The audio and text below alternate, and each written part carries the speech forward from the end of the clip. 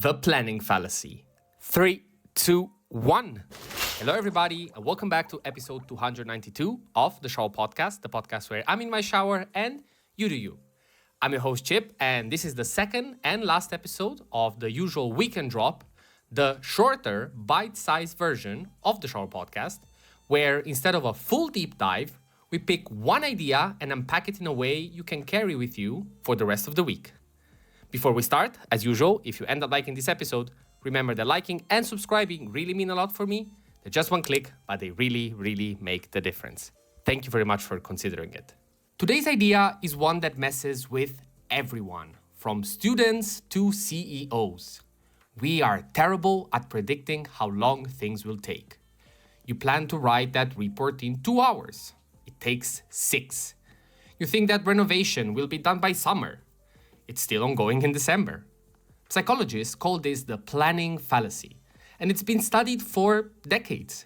Research from Bent Flyvbjerg at Oxford, analyzing over 16,000 projects, found that over 90% of major infrastructure projects worldwide go over time and over budget, often dramatically so.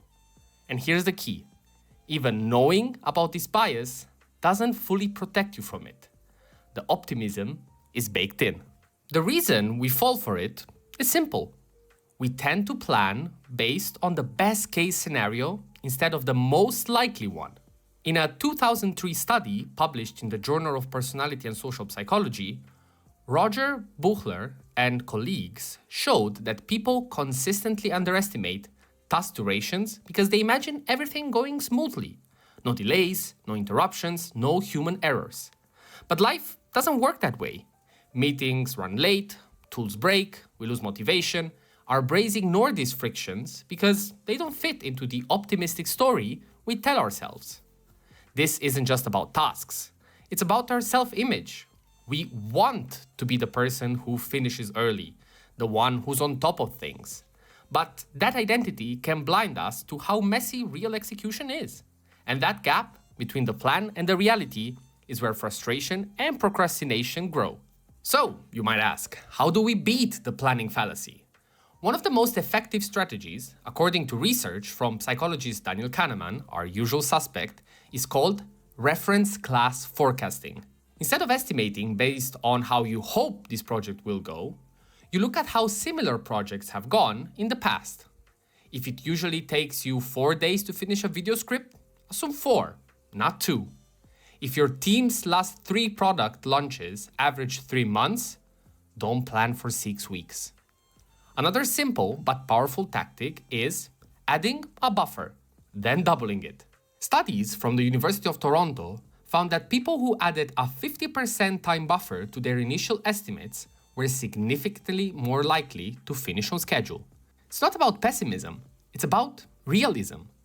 Building in friction is an act of respect for reality. Here's the part we often miss. Good planning isn't about predicting the future perfectly. It's about designing a system that forgives your humanity. The best project managers, artists, and founders all know that things will go wrong, and they plan for that. And when they're done early, that's not wasted time. That's simply a win. So next time you plan something, resist the urge to be heroic with your deadlines. Be boring. Be honest.